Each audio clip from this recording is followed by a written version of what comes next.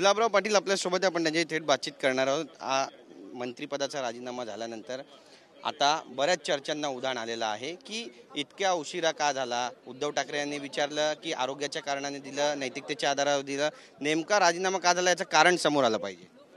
हे बघा, आता कारण या ठिकाणी झालेलं आहे। मुख्यमंत्र्यांनी या ठिकाणी आणि अजितदादांनी त्यांना आदेश दिल्यानंतर त्यांनी या ठिकाणी राजीनामा दिलेला आहे।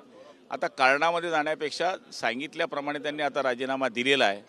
पुढची कारवाई जी काय आहे ती कायद्याने जी होणार आहे ती होत राहील। संजय राऊत वारंवार आरोप करतायत, जयकुमार गोरेंवर पण त्यांनी आरोप केलेले आहेत, त्यासोबतच मुख्यमंत्र्यांवर, माजी मुख्यमंत्र्यांवर पण त्यांनी आरोप केलेले आहेत आणि कुठेतरी त्यांचे सुद्धा घोटाळे बाहेर काढण्याचं काम भाजप करते असं सुद्धा त्यांचा रोख आहे। हे बघा, संजय राऊतांना दुसरं काही काम नाही आहे। जिथे चांगली भाजी होते तिथे मीठ टाकावं एवढा धंदा त्यांचा आहे। त्यामुळे संजय राऊत हा नौटंकी माणूस आहे, त्याच्याकडे जास्त लक्ष देणं काही उचित नाही आहे। एक जो वारंवार मुद्दा उपस्थित केला जातो तो म्हणजे समन्वयाचा।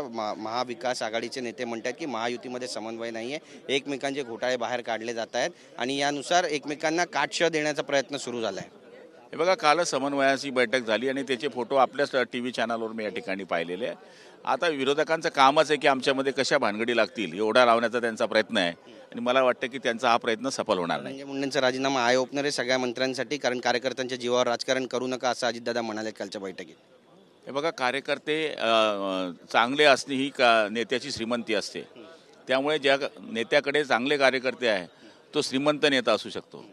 कार्यकर्त्यांनी खाली चूक केली तर ती नेत्याला भोगावी लागते आणि त्यांचं म्हणणं उचित आहे की शेवटी कार्यकर्त्याच्या भरोश्यावरच नेत्याचं भविष्य आहे। त्यामुळे चांगल्या कार्यकर्त्यांच्या भरोश्यावर राहावं आणि जे चांगले कार्यकर्ते नाही त्यांच्या भरोश्यावर राहू नये तरच राजकारण चालणार आहे। शेवटचा प्रश्न आहे, एकनाथ शिंदे यांच्यावरती घोटाळ्याचे आरोप केले जातात। विजय वडेट्टीवार यांनी सुद्धा सांगितलं की तसं एक पत्र सुद्धा कोर्टामध्ये देण्यात आले सुजाता सौनिक यांच्याकडून।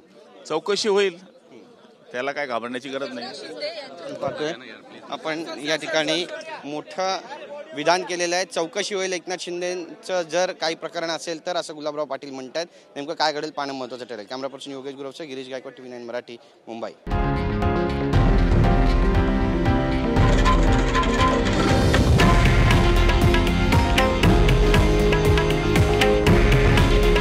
हे आहे देशातील नंबर 1 न्यूज नेटवर्क आणि आपण पाहत आहात TV9 मराठी। काळजी तुमची, हित महाराष्ट्राचं।